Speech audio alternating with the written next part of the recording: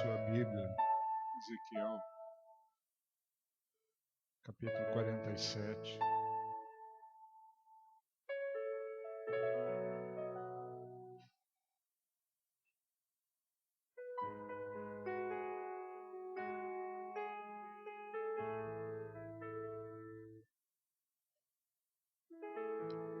Ezequiel 47,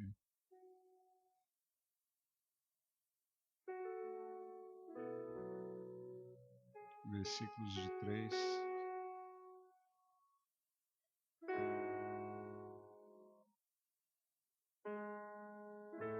até o versículo 9.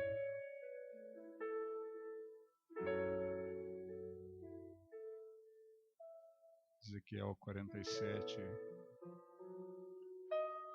de 3 a 9.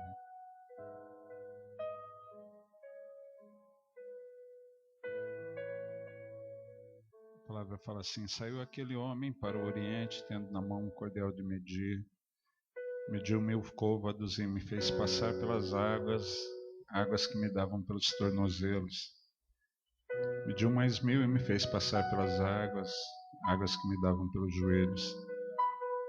Mediu mais 1000 e me fez passar pelas águas que me davam pelos lombos. Mediu ainda outros 1000, e era já um rio que não podia atravessar.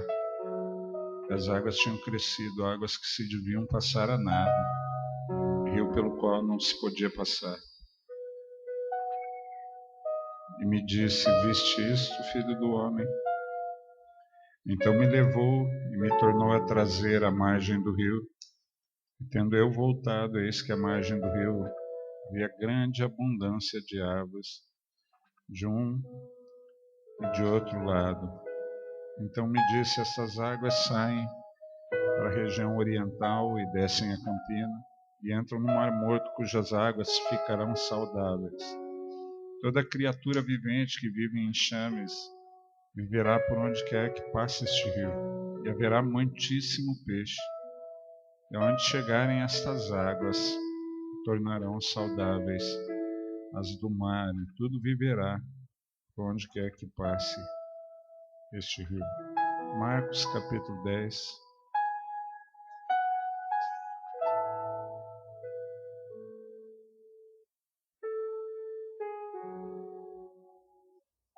Marcos capítulo 10,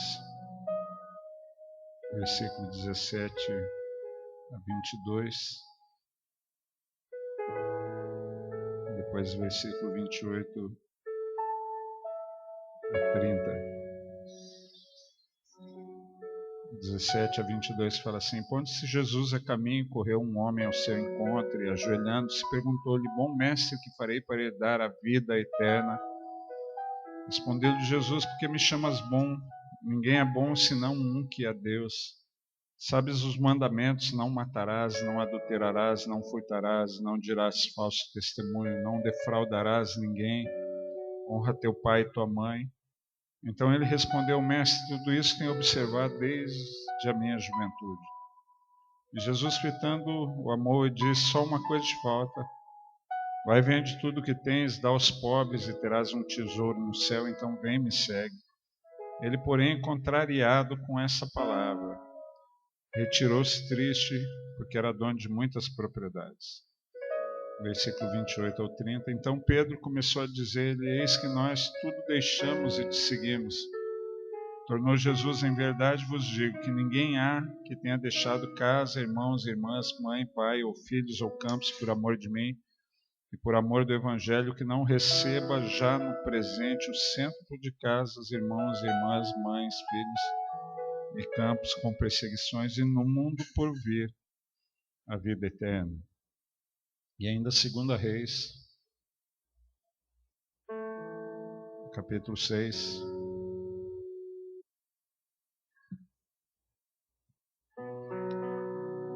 versículo 26 até o versículo 2 do capítulo 7. A palavra fala assim: passando o rei de Israel pelo muro, gritou-lhe uma mulher: acorde, meu rei, meu senhor. E ele disse: senhor, não te acorde, de onde te acudirei eu? Da eira ou do largar? Perguntou-lhe o rei. Que tens? Respondeu ela.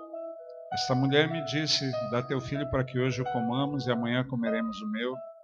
Cozemos, pois, o meu filho e comemos, mas dizendo-lhe eu ao outro dia, dá o teu filho para que o comamos, ela o escondeu.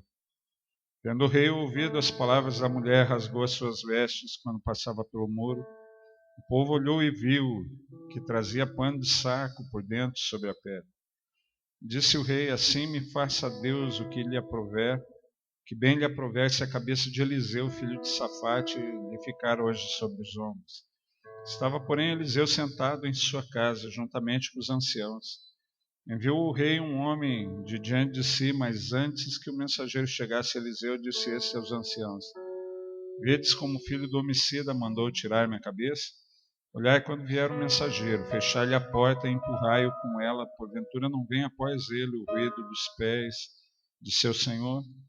Falava ele ainda com eles quando lhe chegou o mensageiro. Disse o rei: Eis que este mal vem do Senhor. Que mais, pois, esperaria eu do Senhor?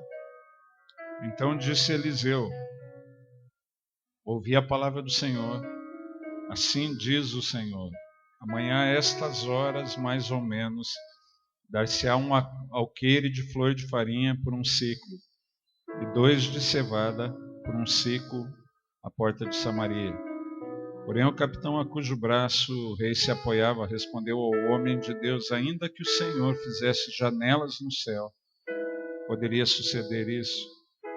Disse o profeta: Eis que tu verás com os teus olhos, porém disso não comerás. Eis que tu verás com os teus olhos, porém disso não comerás. Amém. Queridos, a gente já tem falado isso várias vezes, né? Às vezes nos falta a visão do porquê a gente existe, do propósito da nossa vida, da intenção da nossa vida. Às vezes, por misericórdia, no processo de discipulado, você vai descobrindo e vai experimentando algumas coisas, graças a Deus, né? Mas você foi criada para usufruir da presença de Deus e da vida abundante que há nele. Vira para a pessoa que está do teu lado e fala assim: você foi criado para usufruir de Deus e da vida abundante que há nele, né? Mas para a gente usufruir disso, a gente tem que fazer escolhas. Não dá para usufruir, é desejo do Senhor nos dar isso. Ele move céus e terras, faz muita coisa para que a gente experimente isso de verdade, não alguns momentos de refrigério, como muitas vezes a gente costuma vivenciar. Eu fui num evento e lá foi muito bom, eu fui no encontro com Deus e foi tremendo, foi fora de série, mas e o resto da vida, parceiro? A vida não é feita de evento, e o resto da sua vida, você está fazendo o que dela? Vira para quem está do seu lado e fala assim: está usufruindo de vida só nos eventos, só no dia do culto, só no encontro com Deus, e o resto da vida? O que você está fazendo da sua vida, parceiro? Você está dedicando a sua vida a fazer o quê? Que tipo de alegria, que tipo de vida você vem esperando encontrar? No que você está gastando a sua vida? Um dos textos que nós lemos, o texto de Marcos, conta a história de um jovem religioso, tentando encontrar vida na religião, guardando os mandamentos, cumprindo tudo certinho, sem encontrar o que ele esperava. Quando ele ouve falar de Jesus, ouve falar do ministério de Jesus, ele vem para estar com Jesus.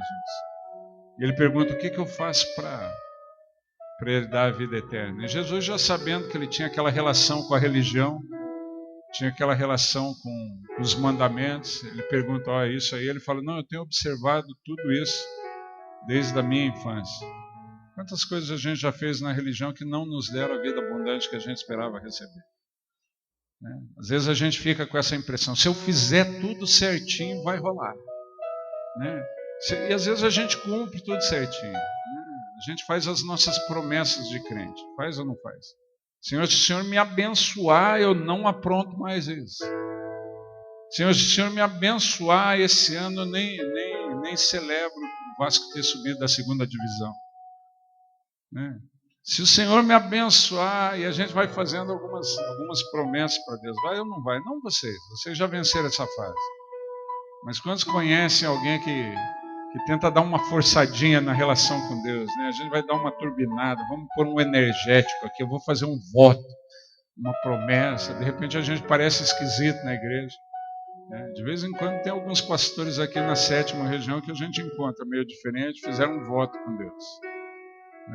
Fizeram um voto com Deus. Tem pastor de uma cidade que eu acho que é perto aqui, não lembro se foi ano passado ou ano retrasado, ele resolveu fazer um voto com Deus. Cordeiro é aqui perto, né? Cordeiro é aqui perto. Pastor Marcos de Cordeiro. Quantos conhecem o pastor Marcos de Cordeiro? Resolveu fazer um voto com Deus. Vocês lembram? Dessa época, deixou crescer o cabelo, crescer a barba, né? Estava parecendo um pinguim daquele filme Tá Dando Onda, né? Aquele Mr. Z, Big Z, né? O Big Z ficava esquisito pra caramba, fez um voto com Deus para dar uma turbinada. Eu conheci um outro pastor que fez um voto com Deus, de ficar com a cabeça raspada até a igreja dele chegar a 300. Está careca até hoje, né? Mais de 10 anos, eu acho que a esposa já acostumou a ver ele careca. A igreja chegava a 200, 250, daí rachava, uma turma saía, ele continuava e está nessa pilha, né? A gente fica fazendo algumas coisas para demonstrar para Deus o nosso interesse, para demonstrar para Deus, não, eu vou mostrar o quanto eu quero isso, querido. Não interessa o quanto você quer alguma coisa, o que importa é o quanto você quer de Deus. E às vezes a gente fica com esses votos religiosos. O jovem rico chega para Jesus quando Jesus pergunta: você já fez isso? Se fosse hoje, o que Jesus ia perguntar? Talvez não perguntasse dos mandamentos, mas outras coisas que a gente faz. Se fez o propósito do jejum certinho durante os dias do encontro, que a gente também dá aquela pegada. Eu não sei como é aqui, se tem propósito de jejum para o encontro. Tem isso, pastor, 3 semanas, né? Um pouco menos, né? Uma semana só. Lá em Mandaguari eram 3 semanas. E tinha gente que ficava aquelas semanas: pastor, eu estou tendo muita retaliação do inferno nesse período de preparação. Eu falei: senta aí, desgraçado, só tem retaliação do inferno nessa época. Quer dizer que o resto das semanas do ano você não incomoda o inferno? O que está acontecendo? Que o diabo só se incomoda com você nessas 3 semanas. E as outras 49 você está fazendo o quê? Os outros 49 você está... Porque tem gente que é assim: eu estou numa luta espiritual pelo enquanto. E o resto da vida você faz o quê?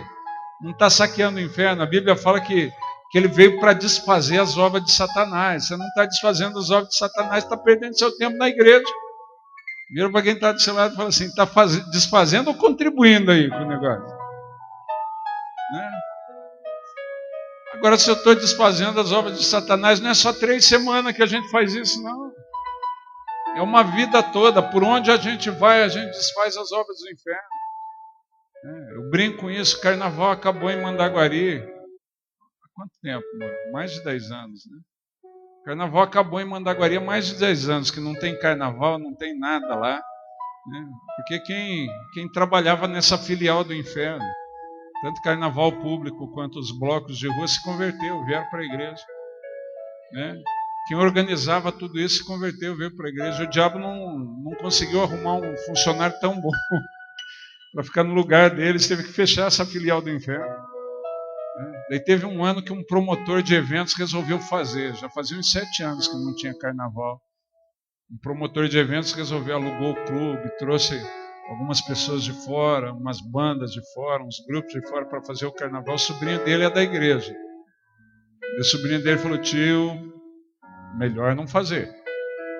O pastor Mano falou que aqui nessa cidade só prospera o que glorifica o nome de Deus. Você sabe que Deus é assim com o homem, então é melhor não desafiar. Melhor não desafiar. Ele falou que quem se meter a fazer isso vai tomar um prejuízo. E o tio dele falou: fica dando ouvido para a conversa de pastor desse, é besta, mulher. Vai dar lucro, já acertei tudo certinho. O carnaval começou o grito na sexta. Teve a matinada no sábado à tarde. No sábado à noite ele resolveu cancelar os outros dias. Tomou o maior prejuízo da vida dele. Quase fechou a firma.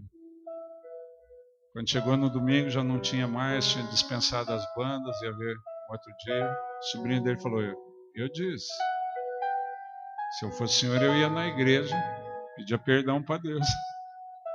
Pedia para o pastor orar pelo senhor para liberar. E quando eu vejo, está ele e a esposa, domingo à noite, Falei, ué, ele não estava promovendo carnaval? No domingo de carnaval ele estava na igreja assistindo tudo. Esse senhor, né, quando a gente fez o apelo, veio ao altar, acabou o culto, veio me pedir para orar por ele, e eu sem entender nada. Depois o sobrinho dele me contou a história, falou, eu disse para o meu tio que o senhor tinha dito isso, se quisesse era bom ele ir lá para o senhor liberar. Né? Nunca mais teve carnaval na cidade. Né? Porque a gente é chamado a desfazer as obras de Satanás. Mas para isso a gente tem que aprender a usufruir de Deus e viver como filhos e filhas de Deus. Não dá para viver como religioso. Vira para quem está do seu lado e fala assim, não dá para ficar meio caminho da vida eterna. E é o que a religião produz em nós. A gente tem uma falsa sensação por causa de uma experiência, uma promessa que eu fiz e cumpri, e eu me sinto bem quando eu cumpro a promessa, mas tem diferença entre você se sentir bem e entre você ter vida eterna. Aquele jovem se sentia bem cumprindo os mandamentos, mas para a vida eterna uma coisa faltava para ele. Quando Jesus fala com ele, ele fala assim, só uma coisa eu te falo. E infelizmente tem muita gente dentro da igreja, tem muita gente na religião que ainda está a um passo de Jesus. Ainda está a um passo da vida eterna. Passou por muita coisa, mas ainda está a um passo da vida eterna. Falta muito pouco, mas ainda falta. Gente que às vezes ainda se sente insatisfeita dentro da igreja. Jesus fala num outro texto, né? Vinde a mim, vós que estáis cansados e sobrecarregados, eu vos aliviarei. Mesmo com esse apelo, com esse convite de Jesus, tem muita gente dentro da igreja se sentindo cansado, sobrecarregado. Né? Era comum, eu sei que talvez aqui no Rio não, né? Mas lá no Paraná, de vez em quando, tinha crente de anos que chegava para mim, pastor, ora por mim que eu estou desanimado. Eu falei, deixa de ser besta, amigo. Como assim está desanimado? Jesus fala que aquele que está cansado, sobrecarregado, vai para ele vai trazer alívio. Então só tem um jeito de você estar desanimado, de você estar sobrecarregado, está andando longe de Jesus. Vira para a pessoa que está do teu lado e fala assim, está desanimado? Está andando longe de Jesus, desgraçado. Volta para perto dele. Volta a andar perto de Jesus. Né? Porque às vezes a gente não vai percebendo, a gente fica com a falsa sensação, não, mas eu estou próximo de Deus, eu não perco o culto no domingo. Mas quem diz que culto no domingo está perto de Deus é a mesma coisa. Vamos falar a verdade. Quais são os que nunca perdem culto aqui? Os bancos dessa igreja nunca perdem culto. Estou aqui em todo evento que se faz na igreja. Eles têm vida. O que você acha? Não vou chutar aqui o banco para não derrubar a câmera do irmão. Né? Mas se eu chutar o banco, vai gritar? Vai chorar? É mais fácil eu chorar por causa da unha encravada. O banco não chora, está aqui, não tem vida. O fato de você estar no culto não quer dizer nada, querido. Você pode estar no culto longe de Deus. Você pode estar no culto olhando o celular que apitou, daí você fica vendo, vou ter que sair para ligar, dá licença. Né? Você pode estar no culto com a cabeça em um monte de canto longe de Deus. E a consequência disso é desânimo, esgotamento de novo, sobrecarga, né? Confusão. Eu não sei o que Deus quer para mim, está longe dele. Se estivesse perto, tinha descoberto já. E para quem está do seu lado, fala, se estivesse em comunhão com ele, você sabia. Né? Se estivesse próximo de Deus, a gente sabia. E às vezes a gente vai confundindo. Esse jovem está lá, ansioso, insatisfeito, sem vida na religião. Jesus falou, uma coisa só te falta. Uma coisa só te falta. Põe fora tudo que te atrapalha de chegar a Ele. Tudo que divide o teu coração. Para aquele jovem eram as riquezas. Para você eu não sei o que é. Tem coisa que pode dividir o teu coração? Querido, eu conheci muito líder de célula. Estou vendo que aqui tem muito jovem. Eu conheci muito líder de célula que era muito fiel até arrumar namorada. Eu sei que essas coisas não acontecem no Rio. É só lá no Paraná. Né? Daí quando eu arrumava namorado, já começava a relaxar nas coisas de Deus. Já não tinha mais tanto tempo para ficar com os discípulos, com as discípulas. Não tinha mais tanto tempo para fazer o que Deus tinha pedido dele, tinha pedido dela. Se o líder ia cobrar, falava, não, está muita cobrança agora. Exige mais, eu vou largar a célula. Vou ficar com ele, vou ficar com ela, mas vou largar de fazer o que Deus me mandou. Daí largava um tempo, depois dava crise no namoro. Ele ficava sem Deus e sem o namorado. Aquele jovem resolveu fazer a mesma coisa. Ficar com aquilo que dividia o coração dele da vida. Às vezes são outras coisas que a gente tem. O que divide o teu coração? Deus vai te pedir. Vira para quem está do seu lado e fala assim, o que divide o teu coração? Às vezes não é nada tão grande assim. Às vezes é joguinho de celular, joguinho de computador, internet. O pastor Cezinha lá na igreja dele tem um período do ano, se eu não me engano, é o mês de agosto, mano.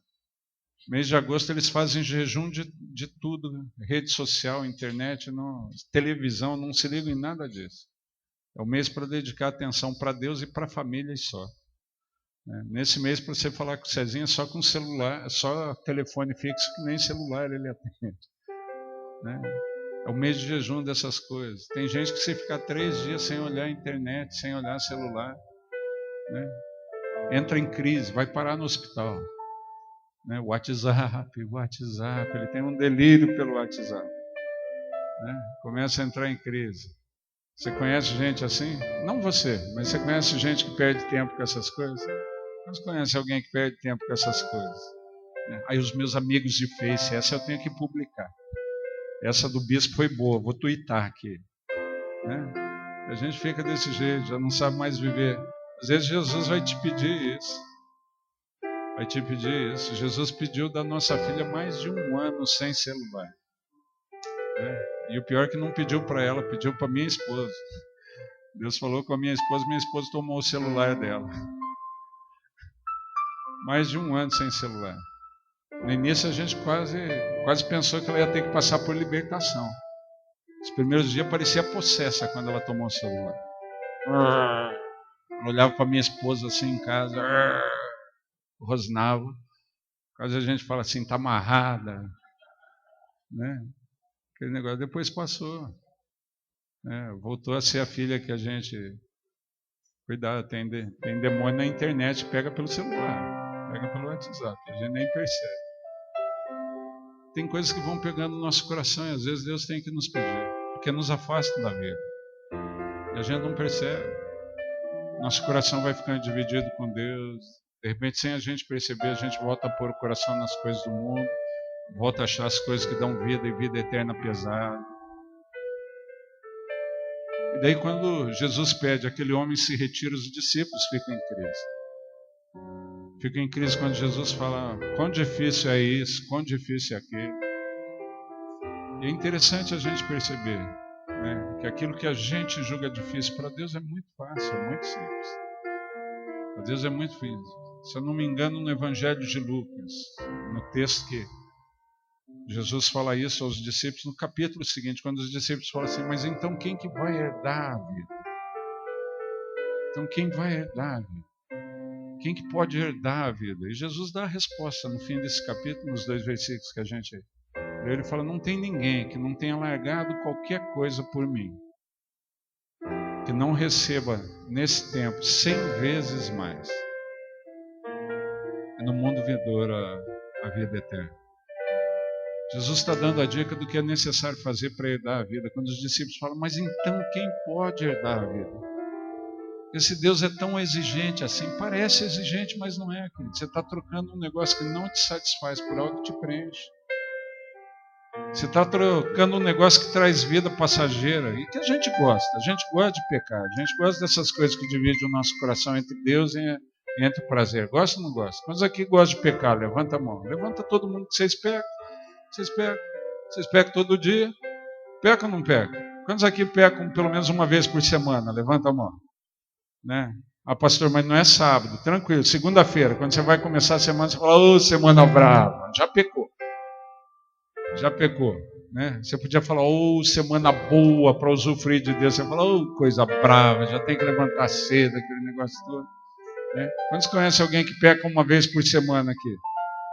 Levanta a mão. Quem peca uma vez por semana, levanta logo, senão vai pecar 2, no sábado por mentir.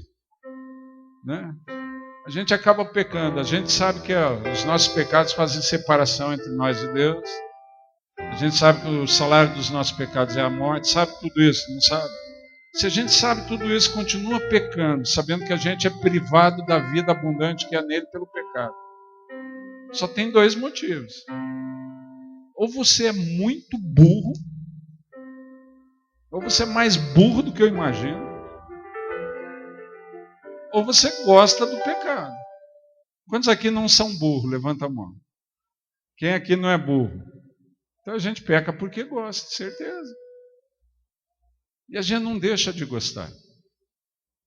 A gente só faz uma avaliação. O pecado está me privando da vida. O pecado está me privando da vida eterna. Eu posso escolher aquilo que me traz uma vida falsa ou aquilo que me traz uma vida abundante. Não dá para escolher os dois. Vira para quem está do seu lado e fala assim, não dá para escolher os dois. E a gente tem que escolher. É uma questão de escolha. A vida eterna é uma questão de escolha. Vida eterna, usufruir da vida abundante com Jesus é uma questão de escolha. Usufruir de Jesus é uma questão de escolha. Ter prazer nas coisas de Deus é uma questão de escolha. Usufruir de todas as promessas da palavra, experimentar crescimento, frutificação, um monte de coisas que são consequências, não são objetivo. O objetivo é Ele. É usufruir dele, da presença dele, da vida que há nele. Todas as demais coisas são consequências. É uma questão de escolha. Depende só de você. Vira para quem está do seu lado e fala assim, depende só de você. Agora deixa eu explicar. Fazer essas promessas que a gente faz adianta nada. Rali de consagração. Adianta nada. Se a minha escolha não é andar com ele a vida toda. Não. A gente vai agora fazer a campanha do monte.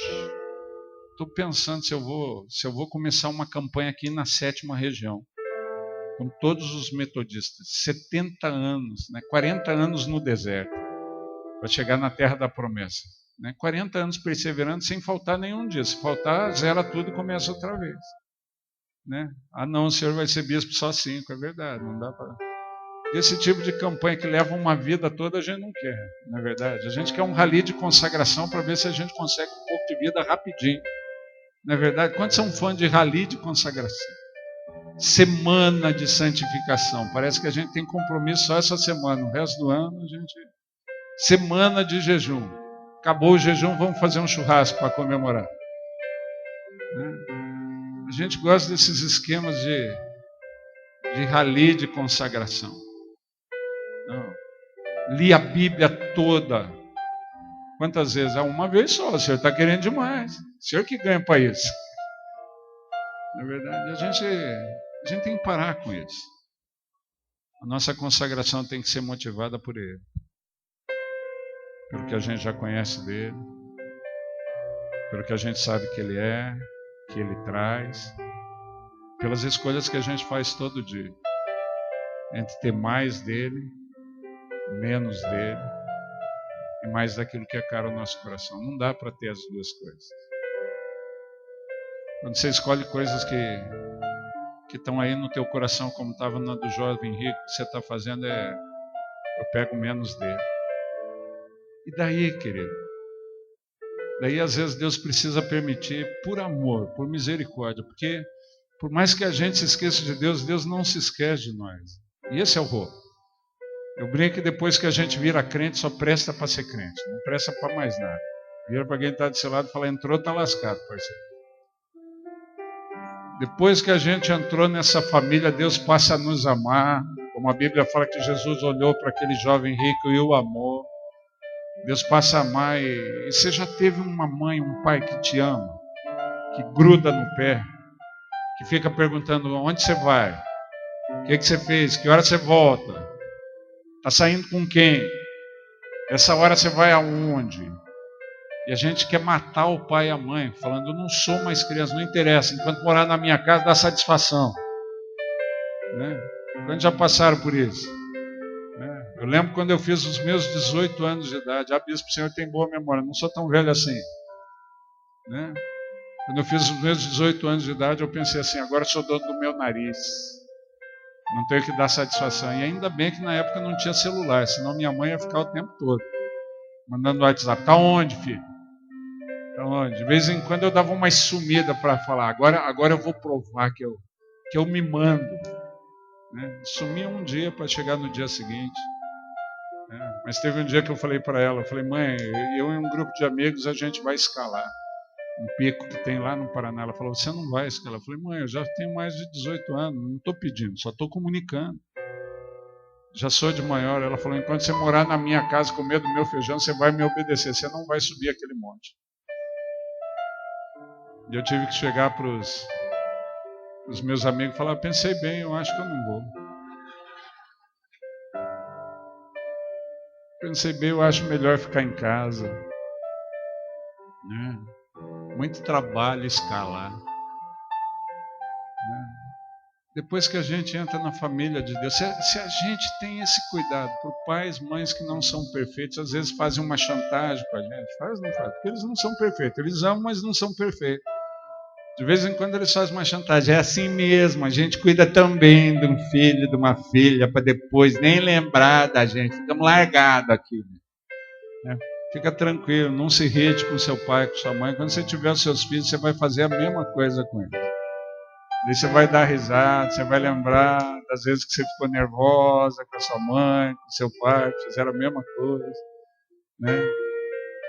Aquela vez que a mãe queria interferir, minha esposa já falou para o meu filho, quando você tiver a sua família, você vai deixar a mamãe dar palpite lá. Ela falou, nem pensar. Nem pensar. Nem pensar. Agora imagine, se a gente tem esse cuidado, tem esse amor, o que você acha? Qual que você acha que é o tamanho do amor de Deus por você? Qual que você acha que é o tamanho da preocupação de Deus com você? Como você acha que Deus se sente em relação à sua vida? Vira para a pessoa que está do teu lado e fala assim, você acha que Ele se esquece de você?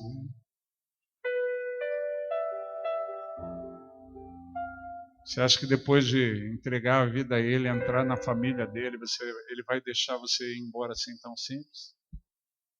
Você acha que Deus não liga?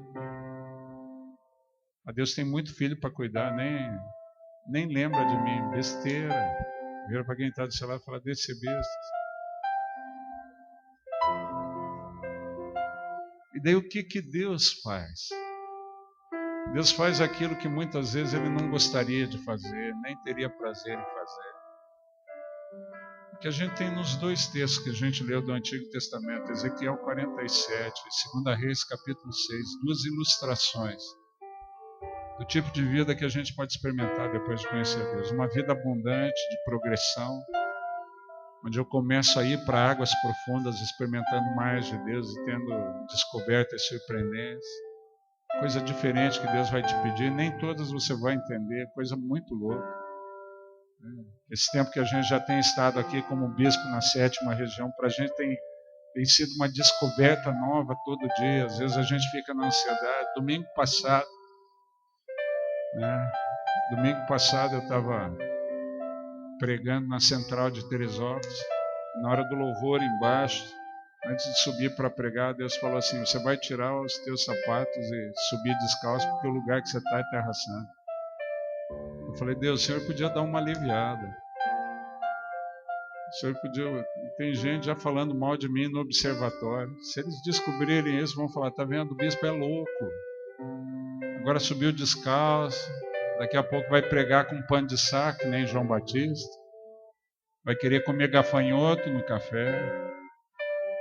Esse bispo não bate bem. Eu falei, Deus, o Senhor podia dar uma aliviada um fim de semana, pelo menos.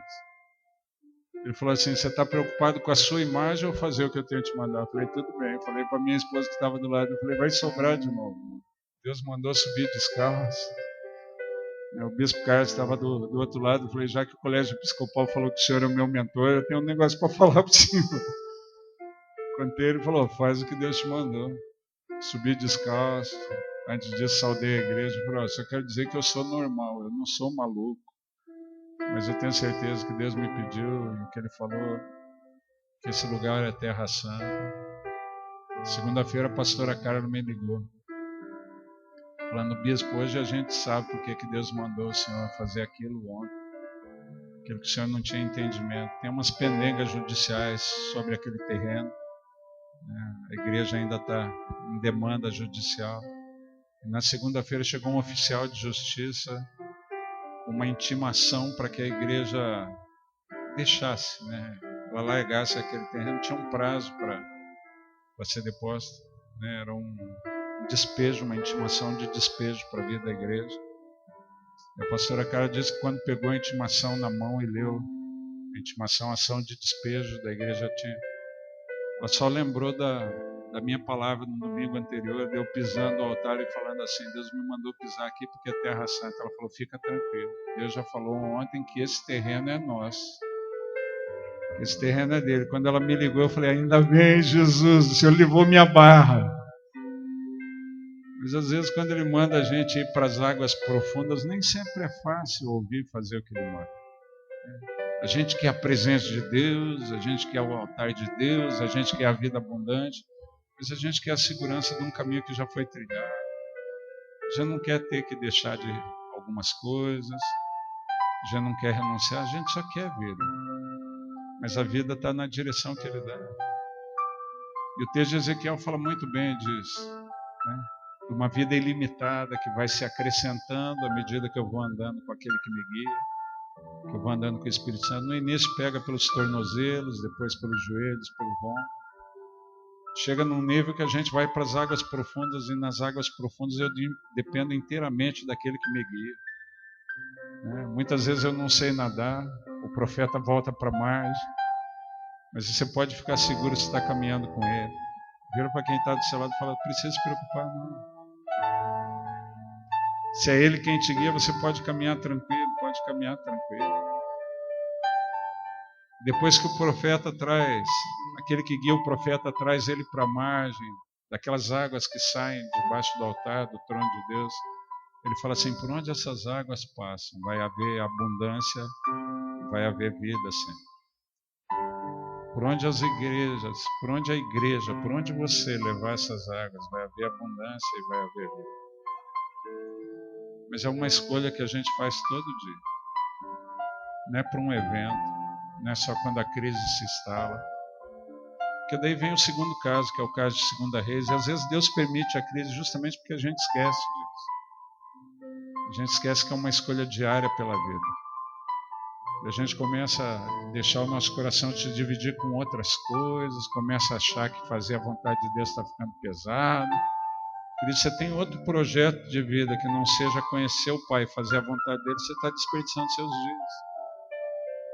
Está gastando seus dias em outras coisas. Tem coisa que a gente faz aqui nessa terra porque tem que pagar as contas. Tem ou não tem? Tem que pagar as contas. Tem que pagar a roupa que a gente usa. Tem que pagar as coisas da casa que a gente mora. Tem que pagar as contas. Se não precisasse, não precisava gastar tempo trabalhando, tendo profissão, tendo carreira.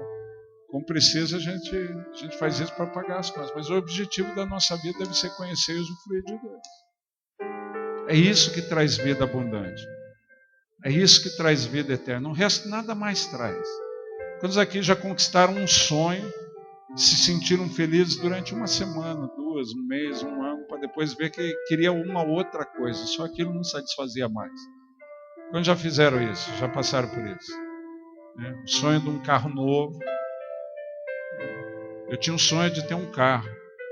Quando eu tive meu Fiat 147, fiquei vibrando de alegria. Foi o meu primeiro carro. Para me satisfazer. Hoje eu vejo como meu sonho era pequeno naquela época. Na verdade, meu primeiro grande sonho foi uma Caloi 10.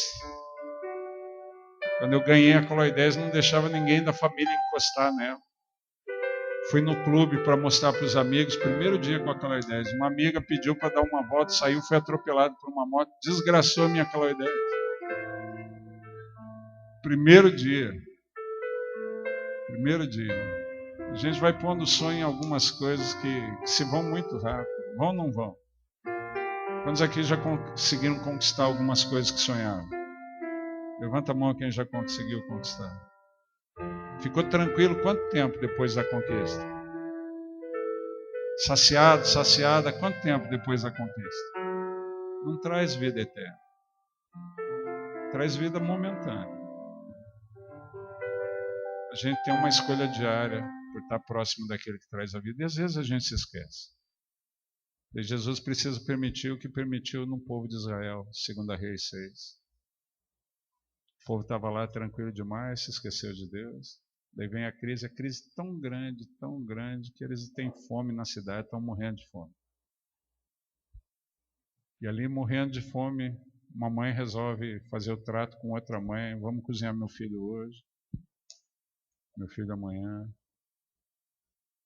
E elas fazem isso, cozinham o filho de uma. No outro dia, a mãe de barriga cheia fala: meu filho não, nem pensar. Ela vai indignada procurar o rei. O rei se revolta, põe a culpa em Eliseu. Você já pôs a culpa pela desgraça da sua vida em outra pessoa? Você já achou que outro é responsável pelas coisas erradas? Quantos aqui já acharam isso? Levanta a mão. Graças a Deus ninguém, glória a Deus, aleluia. Ninguém aqui achou isso. Vira para quem está do seu lado e fala assim: ainda bem que você nunca achou. Né? Você nunca achou que o responsável foi outro. Mas quantos conhecem alguém, não você? Vira para quem está do seu lado e fala: eu sei que você nunca pensou assim. Mas quantos conhecem alguém que já pensou? Não você. Aí eu estou desse jeito por causa do fulano, por causa da fulana. Quantos conhecem alguém? Não você. Você não. Mas quantos conhecem alguém que já pensou desse jeito? Levanta a mão. Né? Está lá o rei falando: se a cabeça de Eliseu ficar sobre o pescoço, porque esse desgraçado, eu vou matar ele. Vou matar ele. O rei chega lá, Eliseu está tranquilão, batendo papo com os anciãos, tomando chimarrão, beliscando uma linguicinha. Ah, pastor, não, essa Bíblia é na versão gaúcha. Na Bíblia, na versão gaúcha, Eliseu está mateando com os anciãos. Está tomando um mate. Ele começa a conversar e fala: ó, o rei está vindo aí para tirar minha cabeça. Deus antecipa tudo. Como que o rei quer pegar de surpresa alguém que é assim com Deus? Daí Deus antecipa tudo. Ele fala para os anciãos: o rei está vindo aí. Quando o mensageiro entrar, vocês empurram a porta para... Deixa o mensageiro do lado de fora, só para eu ter um plá com o rei, para a gente conversar com o rei. Daí o rei vai conversar com Eliseu. Fala: não, isso aí é culpa de Deus. Se Deus quisesse... Eliseu fala: calma, rei. Calma. Amanhã, por esse tempo. Amanhã. Não é muito tempo depois. Os caras estão sofrendo há tantos meses, o seco, a fome. Eliseu fala: amanhã. Você fala: não pode ser tão fácil. Quantas vezes isso já aconteceu com a gente? A gente sofre pra caramba, daí vai lá e num dia a coisa se resolve. E a gente sai com aquela sensação: não podia ser tão fácil. Ou às vezes com a sensação: Deus está de brincadeira comigo. Na verdade, quantos já pensaram isso? Fala: pô, se Deus podia dar, por que não deu antes? Porque se ele desse antes, você não voltava para ele. Se ele resolvesse o problema antes, você perdia a oportunidade de voltar para aquele que é a fonte de toda a vida. Você ia ter só um problema resolvido e uma vida vazia dali para frente. É o que você quer? Um problema resolvido e uma vida vazia? E vamos falar a verdade, boa parte de nós, se não tiver problema, não volta para Deus. Não fica aos pés dele. É ou não é? Quantos oram mais quando tem dificuldade? Quantos conhecem alguém que fica mais no pé de Deus quando a coisa está pegando? Não você, é lógico. Aqui todo mundo ora o tempo todo. Mas quantos conhecem alguém que é mais motivado quando tem rolo na vida? Quantos conhecem alguém que é assim? Às vezes Deus precisa permitir o rolo para a gente estar perto dele. Porque o objetivo dele não é só dar resposta para a nossa vida, que a gente conheça ele. Que a gente tenha vida eterna, e essa vida está nele, está no Filho. E às vezes o Pai amoroso precisa permitir essas situações para que a gente volte para ele. E quando o rei resolve voltar para aquele que representa Deus, que é o profeta Eliseu, resolve estar na presença, ele fala: fica tranquilo, rei, amanhã, vamos falar a verdade, depois de sofrer, até o filho da mulher foi comido. E antes que a gente pense assim: ah, mas um inocente morreu. O inocente foi para Deus, querido. Não é o que a gente quer?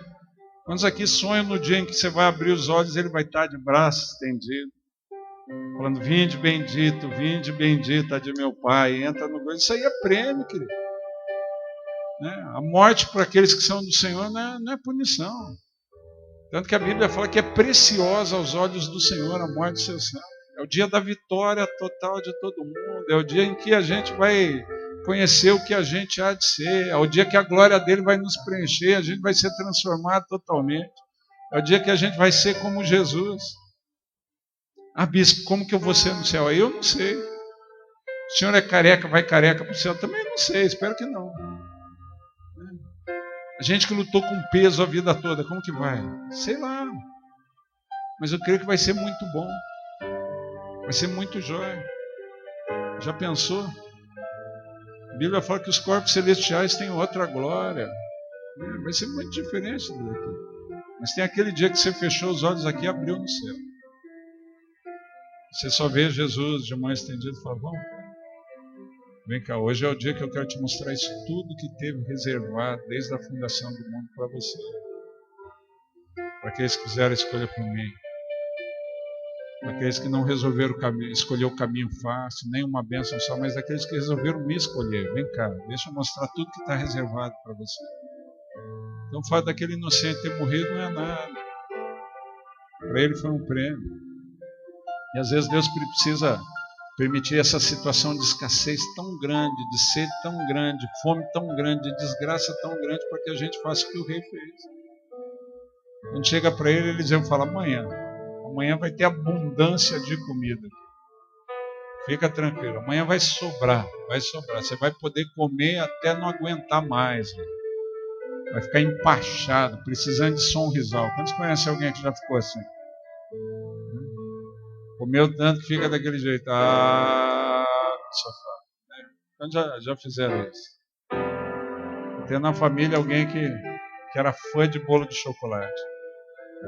Uma vez comeu tanto bolo de chocolate que ficou empachado no sofá. Largado.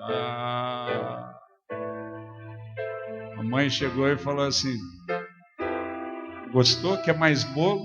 A pessoa, para não dar o braço a torcer, falou, só mais um pedacinho. Já estava quase saindo bolo pelo nariz, de tanto que comeu. Ainda pediu um pedacinho. Está lá. O Eliseu fala para o rei, amanhã o senhor vai poder comer até ficar empachado. Aí tem o capitão que está do lado, o rei se apoiando, está meio fracão, um tempo sem comer. O capitão fala, tá. Que é desse jeito. Tá, que é tão simples assim. Você tem um amigo, uma amiga assim? Um amigo, uma amiga racional desse jeito? Quando Deus te dá uma palavra, você escolher a minha, eu vou resolver os teus problemas. Fala, tá, que você vai acreditar. Isso é conversa desse pastor Alain. Olha a cara dele, tem cara de meio louco, rapaz. Você vai dar trela para um moleque desse? Você vai ficar dando atenção porque ele vai? Só porque ele pega o microfone e manda uma rajada em língua lá, chapa lá, chapa cá. Agora você vai dar atenção para esse menino? Já não entende nem o que ele falou. O que é o chapa lá, chapa cá? E presta atenção, é a mesma frase que ele repete em todo culto.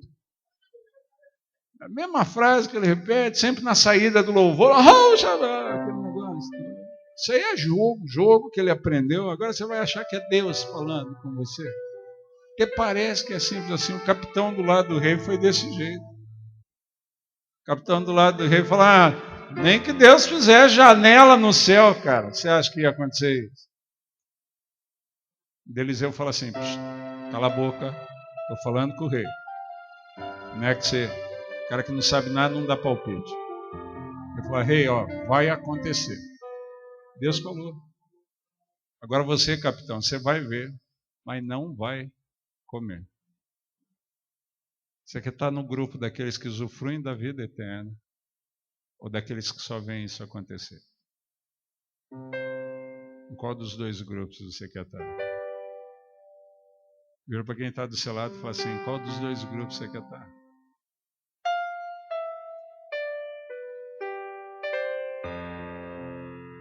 Porque, queridos, hoje a gente vê muita coisa que Deus vem fazendo. Vê ou não vê? A gente ouve o relato de muita coisa que Deus vem fazendo. A gente recebia caravana lá em Mandaquari toda semana para ver o que Deus estava fazendo. Aqui Deus está fazendo toda hora.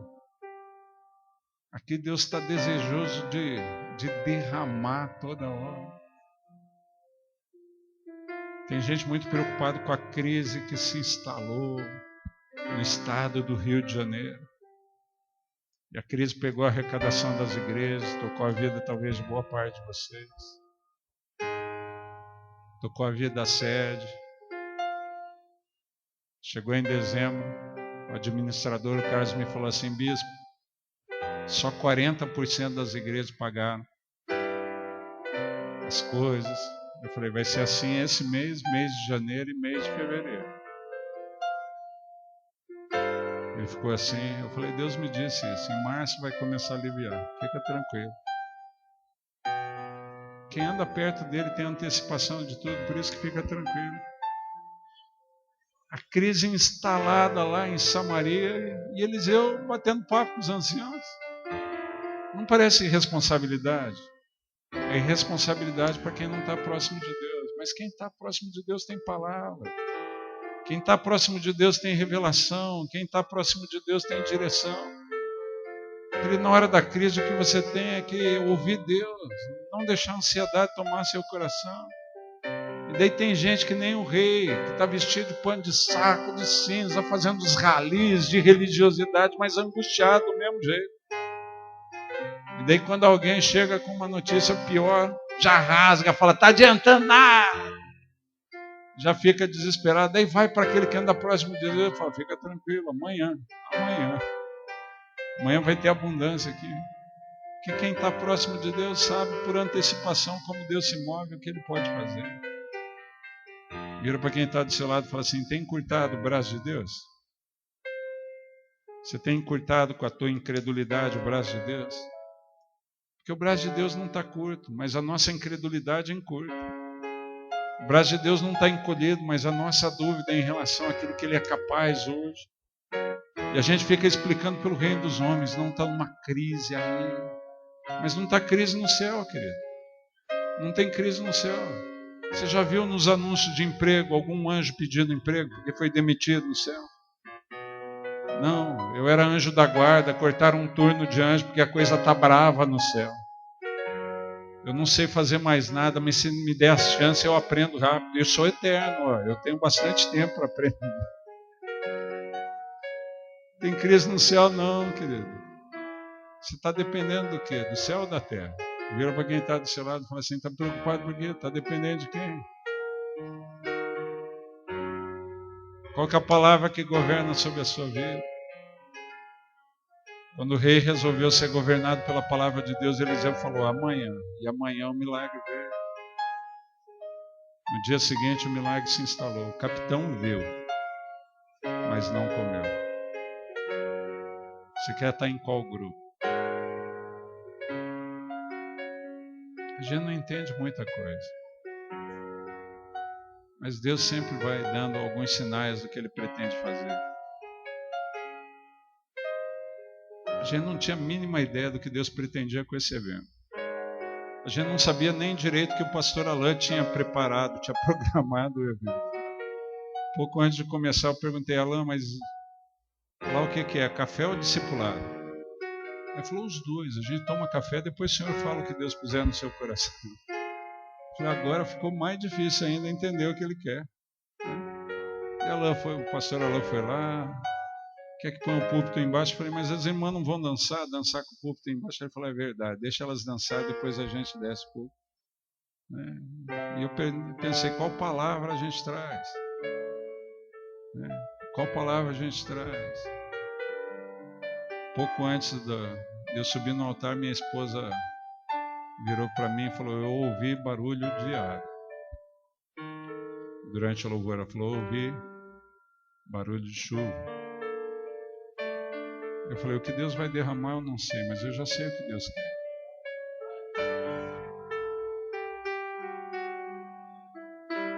Derramar água sobre a terra seca, fornecer água para o sedento. E o Espírito dele sobre gente que está precisando de renovação. Derramar o Espírito dele sobre gente que às vezes por causa de um negócio ou outro se deixou afastar um pouco. E hoje talvez está sobrecarregado, está cansado, desacreditando de algumas direções que Deus deu, como aquele capitão da guarda, pensando como os discípulos, será que valeu a pena deixar tudo para seguir? Será que valeu a pena deixar tanta coisa para entrar nesse negócio de célula? Será que tem valido a pena, né, sair nos negócios? Porque vamos falar a verdade, quantos aqui já questionaram algumas coisas loucas que o pastor Alain propôs para a igreja?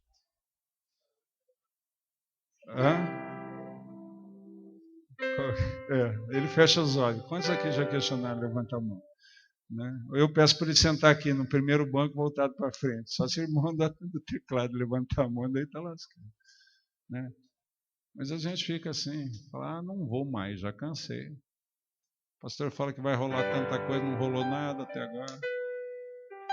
Aconteceu nada, ele falou que vai ser assim, vai ser assado. E às vezes a gente vai ficando sedento de novo.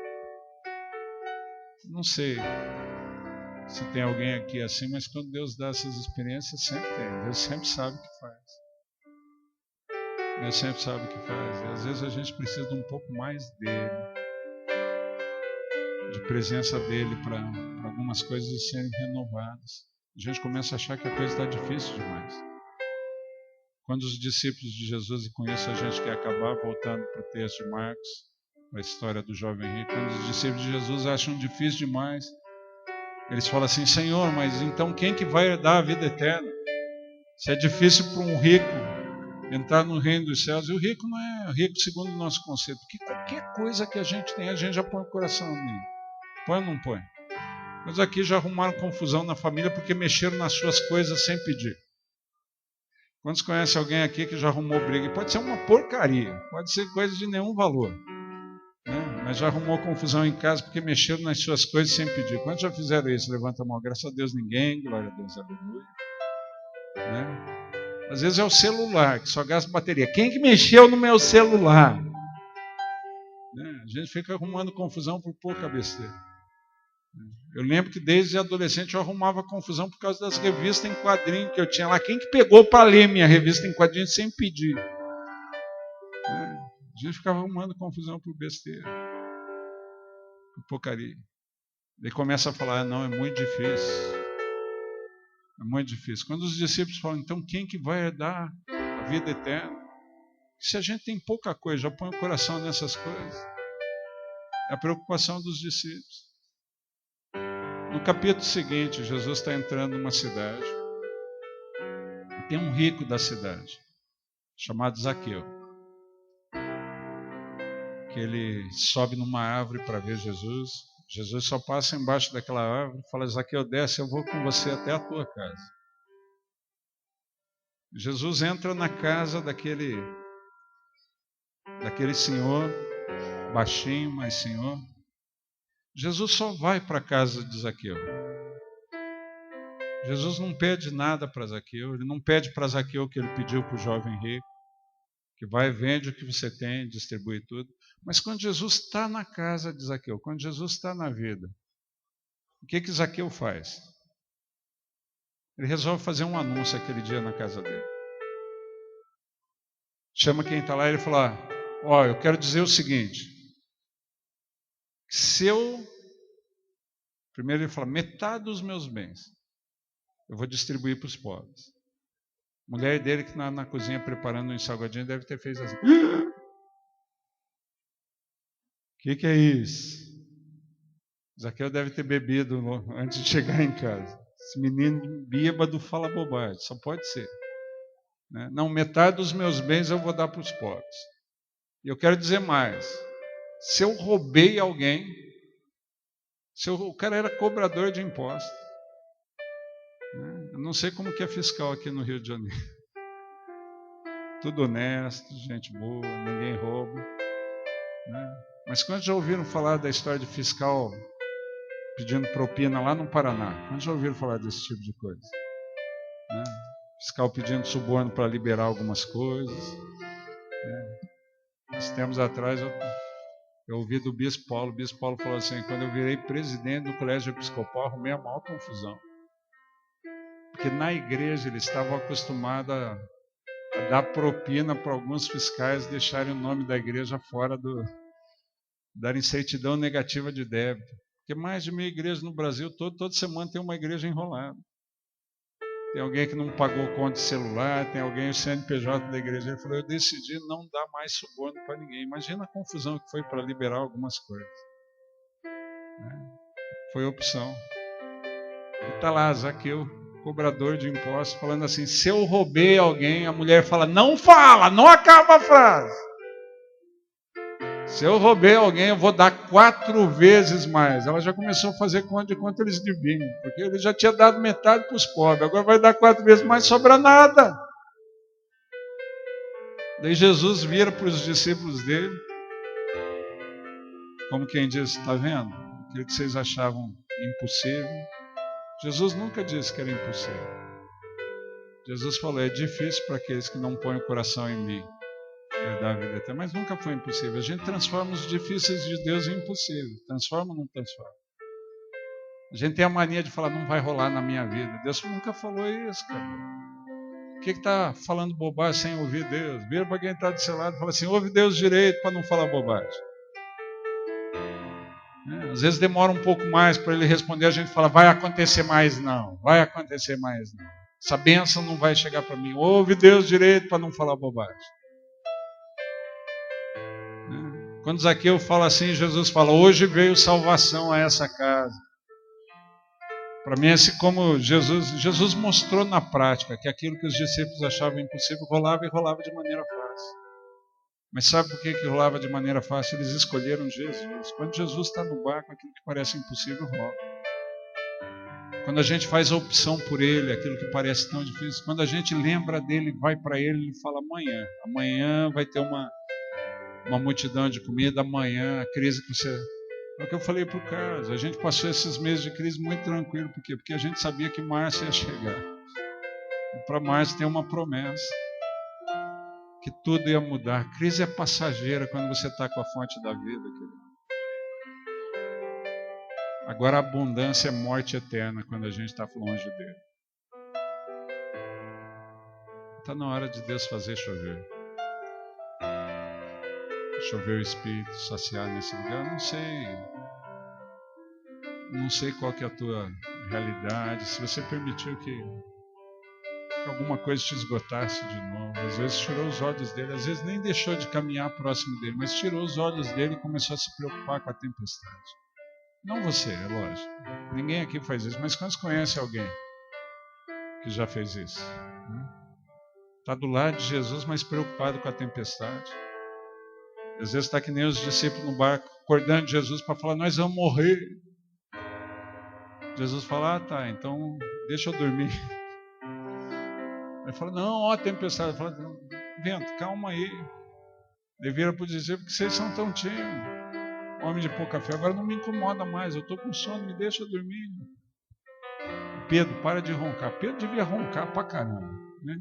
Eu acho que o apelido Filho do Trovão vinha quando ele dormia, né? Eu acho que o apelido de Filhos do Trovão, vamos falar a verdade, quantos conhecem uns Filhos do Trovão aqui na igreja? Né? Você já foi dormir na casa do irmão, em encontro, dormir no mesmo quarto. Pastor, não é só irmão não, tem umas irmãs, que são as filhas do trovão. A irmã fulano já dormiu no mesmo quarto que eu e era um negócio assustador. Olha lá, Pedro. Um monte de gente desesperada, Jesus dormindo, porque é simples assim para ele.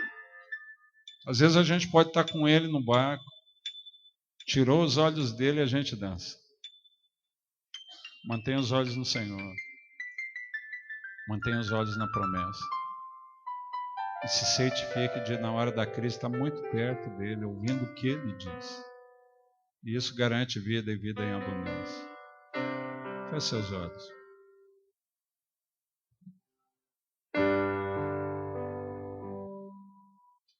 Se coloque diante da presença do Senhor.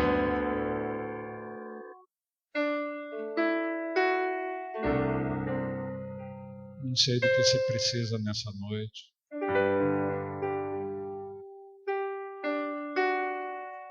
Não sei qual a sua expectativa nessa noite, nesse lugar.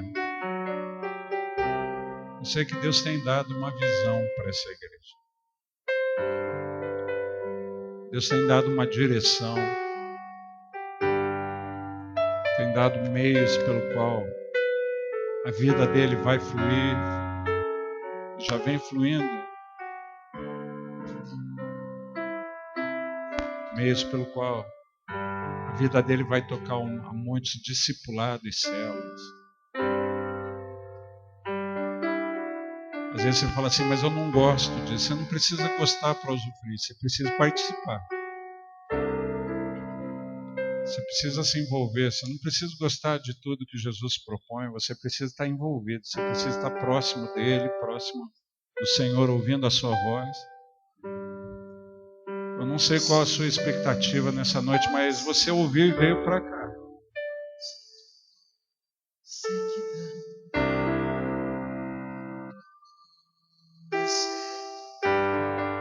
Você ouviu a voz dele e veio para esse evento, veio para estar aqui.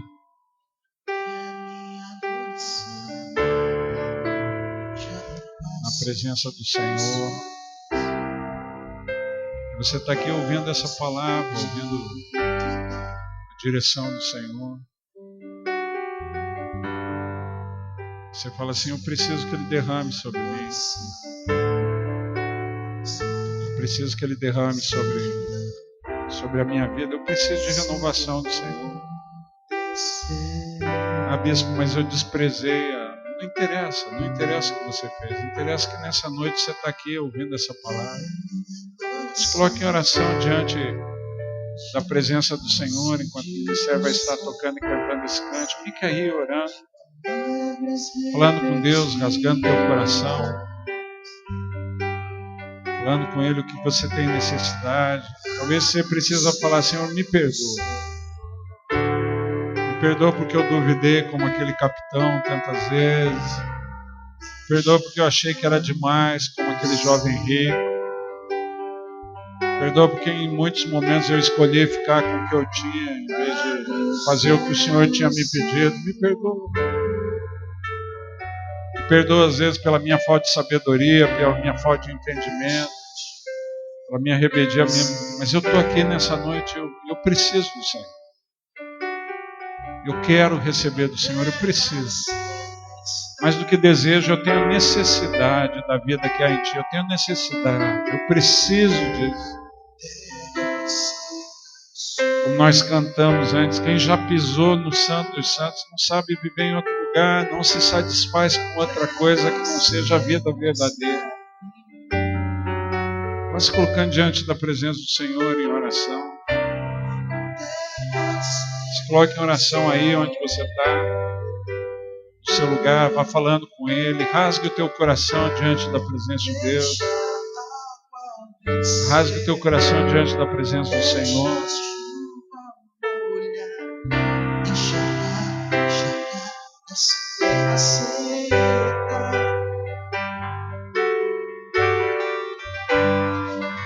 Deixa a água descer, deixa a chuva molhar, deixa essa terra seca.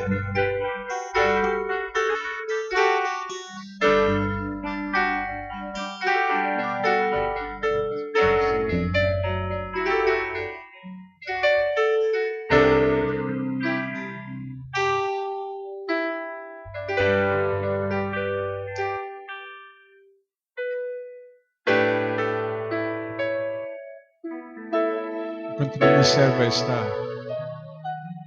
tocando cantando esse cântico,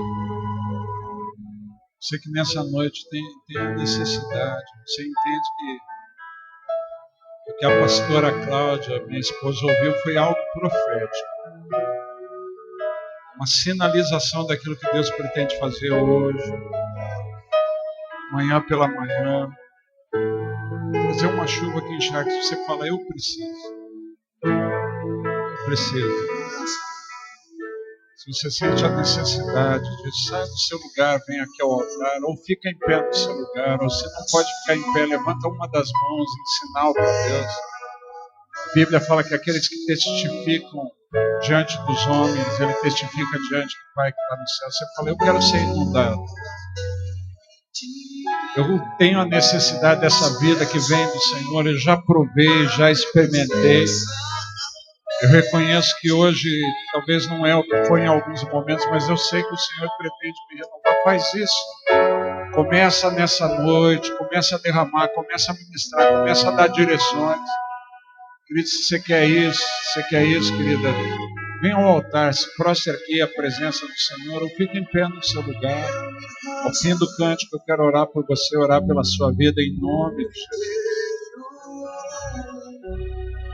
Faço tudo, mas vem novamente. Eu mergulho na minha ardente, mas peço que a presença aumente. E se eu passar pelo fogo, não temerei na tua fumaça de glória. Eu entrarei longe do santo dos santos, não sei mais viver.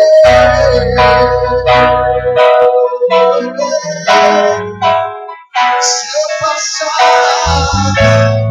eu passar pelo fogo, não temerei na tua fumaça de glória. Eu entrarei longe do santo dos santos, não sei mais viver.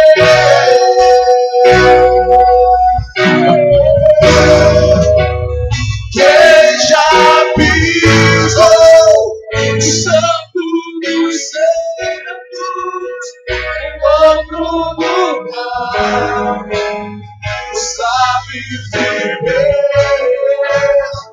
onde estiver, pela glória, a glória de Deus.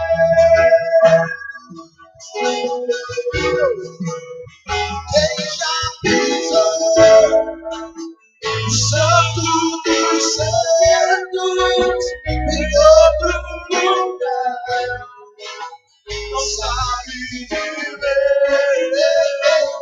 onde estiver, pela glória de Deus.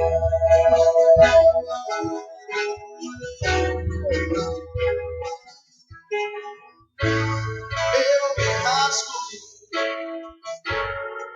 por inteiro, faço tudo, mas vem novamente. Eu mergulho na minha ardente, mas peço que tua presença aumente. E se eu passar pelo fogo, não temerei na tua fumaça de glória. Eu entrarei longe do santo dos santos, não sei mais viver.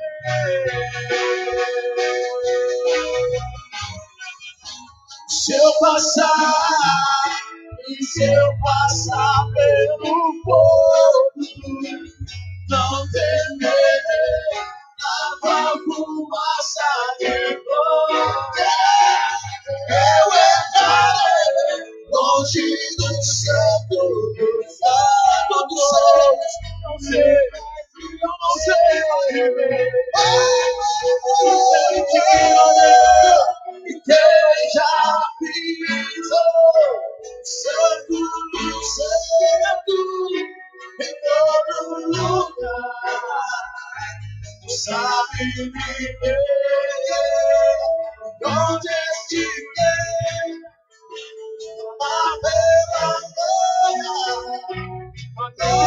de Deus,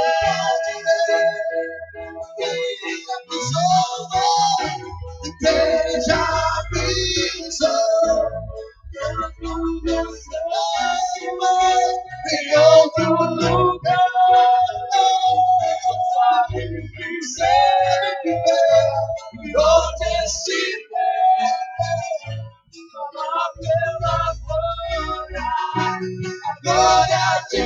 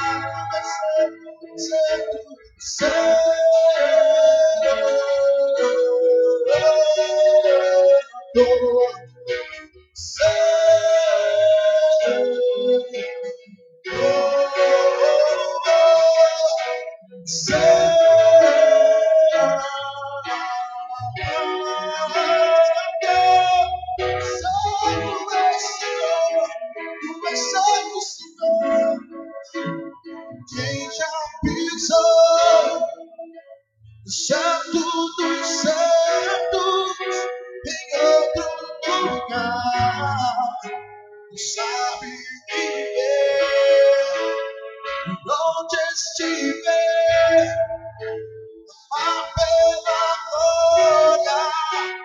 glória de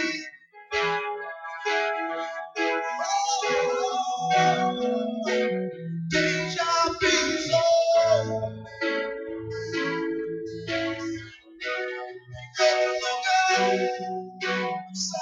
não sabe onde estiver, pela glória de Deus, glória de Deus, que já pisou, quem já pisou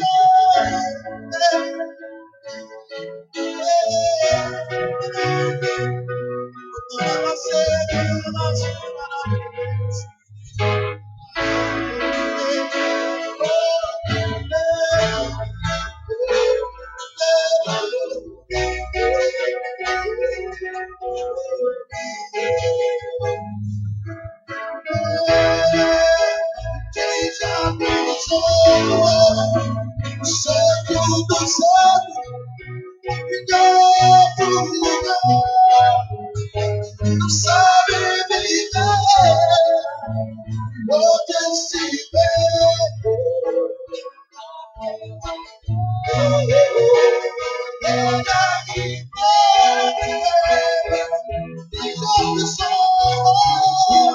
quem já pisou em outro lugar, ela do Senhor já venceu, onde se Deus está aí.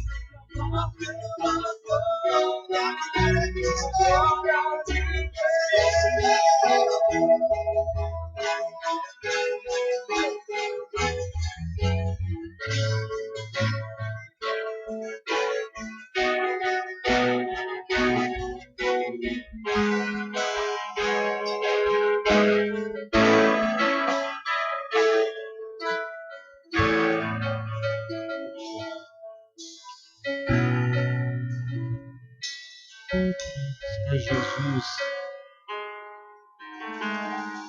são ovelhas do Senhor, são teu povo, Senhor Jesus. nessa noite eles venham ao teu altar, sedentos da vida que o Senhor oferece. Nós não queremos nos iludir com a vida que a religião, que qualquer outra coisa oferece. Nós precisamos ser saciados pelo Senhor. Pai amado, eu não tenho a mínima ideia do que o Senhor pretende derramar nesses dias, mas nós pedimos, derrama com abundância, Senhor. Cumpre o teu propósito, faz aquilo que o Senhor planejou fazer com abundância. Que essa água muita simplicidade vá crescendo na vida, no interior dos teus filhos e filhas, assim como era a palavra de Ezequiel.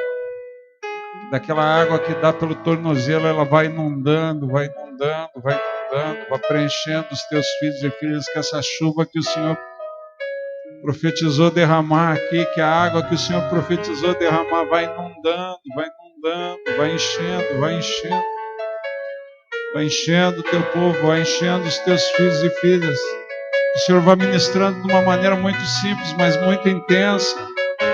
O Senhor vai ministrando de uma maneira tão intensa a vida dos teus filhos e filhas, que eles saiam daqui saciados, preenchidos, às vezes até esgotados pela ministração do Senhor, precisando repousar, e que a noite seja profética. Que o Senhor continue falando, que o Senhor continue acrescentando, que o Senhor continue ministrando durante o sono a vida dos teus filhos e filhas. Tua palavra fala que o Senhor faz isso. Logo pela manhã, que amanhã de manhã o Senhor complete a obra que o Senhor começou nessa noite. Se ainda em nós limitadores que precisam ser quebrados, se ainda em nós cadeias que precisam ser quebradas, coisas que precisam ser restauradas, faz isso durante a noite. E como o Senhor profetizou através da boca do profeta Eliseu, que amanhã haja abundância. Que amanhã haja abundância do Senhor para os teus filhos e filhas. Que amanhã haja abundância de resposta, que amanhã haja abundância de mover. Que aquilo que o Senhor derramou hoje seja só o início da abundância que o Senhor pretende conceder no dia de amanhã.